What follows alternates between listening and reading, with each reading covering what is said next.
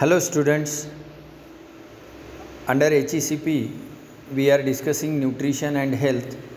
We have gone through the various definition of nutrition, then what is the importance of nutrition, what do you mean by nutrients, what do you mean by food, then what do you mean by essential nutrient and non-essential nutrient, and in the last lecture we have covered the classification of food depending on various criterias, and we have seen that food can be classified in 4 ways. One was based on its origin, then its biological function, then chemical composition, and then on nutritive value, that is the nutrients which they contain predominantly. Now we are switching our discussion further. One definition is important and is mostly asked in your examination, that is called balanced diet or judicious diet. I repeat, balanced diet or judicious diet. It is defined as one which contains a variety of food in such quantities and qualities that need for energy, amino acids, vitamins, minerals, fats, and other nutrients is adequately made for maintaining health, vitality, and general well-being, and also a provision for extra nutrients to withstand short duration of leanness. See, what does this definition say? It says that judicious diet or balanced diet is a mixture of food substances. Like in our diet we take chapati, we take rice, we take vegetables, we take rice, we take some other substances. So it is a mixture of substances. Food or judicious diet is a mixture of variety of substances or variety of food in such qualities and quantity, that is, it is quality wise also good and quantity wise it is adequate. Suppose if your green leafy vegetable, it should contain some vitamins, it should contain some minerals which are required for us.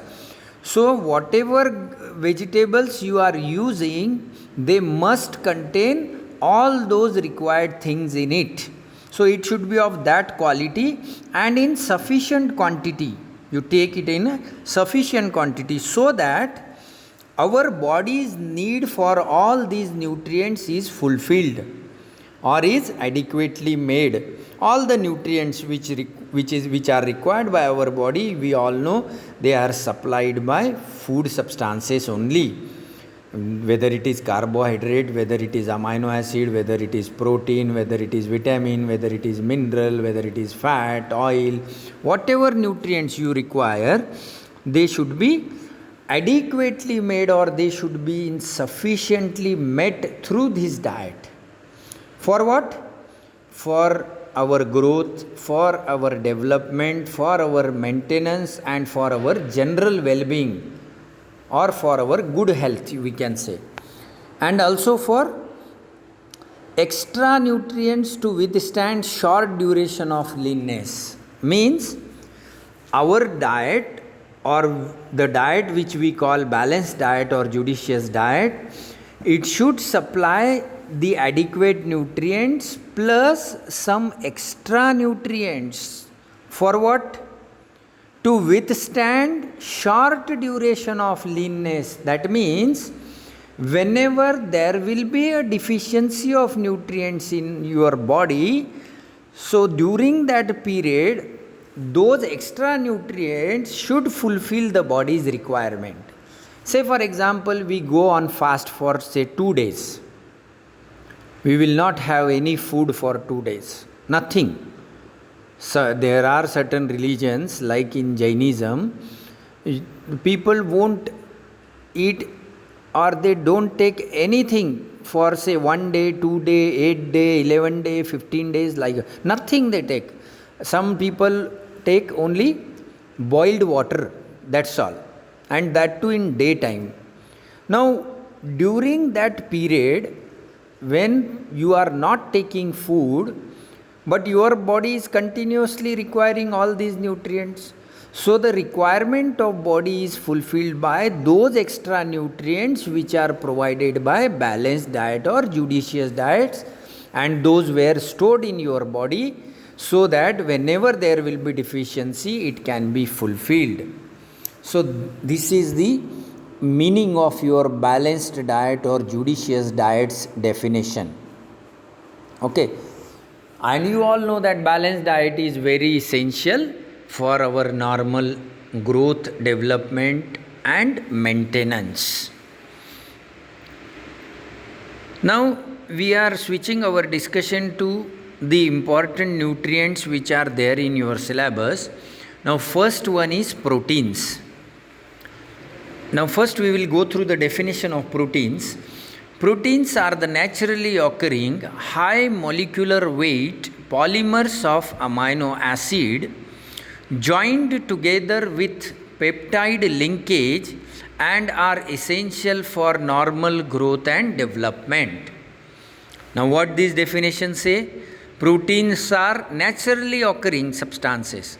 They occur in nature. Okay. They occur in your plants, they occur in your animals, in fruits, in vegetables, in your milk, whatever substances you take. So they occur naturally. And they are high molecular weight substances. Their molecular weight is high. Why? Because they contains number of amino acids in their chemical structure. That's why their molecular weight is high. Then again here next it comes, they are polymers of amino acids. Now polymer means chain of monomer is called as polymer. Number of amino acids, they are joined together and forms a chain which is called as polymer of amino acids. And two amino acids are joined together by peptide linkage to form that chain. So that for that chain formation, COOH of one amino acid and amino group of another amino acid, it will react together and water molecule will be liberated, and these two groups they will join together, and in turn both the amino acid will join together. So in the same manner, many amino acid will join together. Say for example, leucine is joined with alanine, alanine is joined with tryptophan, tryptophan is joined with tyrosine, tyrosine is joined with leucine, leucine is joined with valine, valine is joined with threonine. So it will be forming a chain, and which is called as protein. And for joining these amino acid, peptide linkage is, the formation of peptide linkage is essential, and this peptide linkage is formed because of reaction or interaction between COOH group of one amino acid and amino group of another amino acid, and during their formation water molecule is released, and in the same way the chain is formed, and they are essential for normal growth and development. Proteins are essential for normal growth and development. Okay. Now these proteins plays number of role in our body. They are important for number of biological functions. So next we are going to discuss biological role of proteins or significance of proteins, or you can say importance of proteins. Now the first function, proteins act as biocatalyst in the form of enzymes. Now you all know that in our body n number of enzymes are present. You came across many names like hexokinase, like hydrogenase, like dehydrogenase, like isomerase. Number of enzymes are present in our body, and their name will end with the suffix ase: isomerase, hydrogenase, hexokinase. So these enzymes, they are present in our body, and their role is to help in chemical reactions which are taking place in our body. So they act as a biocatalyst. They catalyze the chemical reactions which are occurring in our body. And you can quote number of examples. You have come across various metabolic processes like glycolysis in your 12th standard maybe. Now in glycolysis, you all know that glucose is converted into pyruvate, and during that process energy is released. So it is not a one step reaction. Glucose is converted into glucose 6-phosphate, then glucose 6-phosphate is converted into fructose 6-phosphate, then fructose 6-phosphate is converted into fructose 1,6-diphosphate, then glyceraldehyde 3-phosphate, then what you can say, pyruvate, formation of pyruvate, and so on. So all these conversion, they takes place with the help of enzyme, and enzymes are nothing but specialized proteins. So second function, proteins transfer specific molecules from one part to another. Such proteins are called as transport proteins.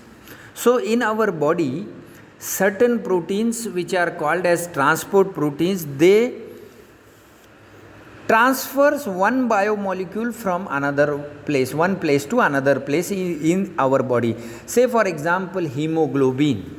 Now hemoglobin, the role of hemoglobin, you know, it carries oxygen and it supplies oxygen. So hemoglobin is again a specialized protein which is nothing but a transport protein. So catalysis is the first function, transport is the second function,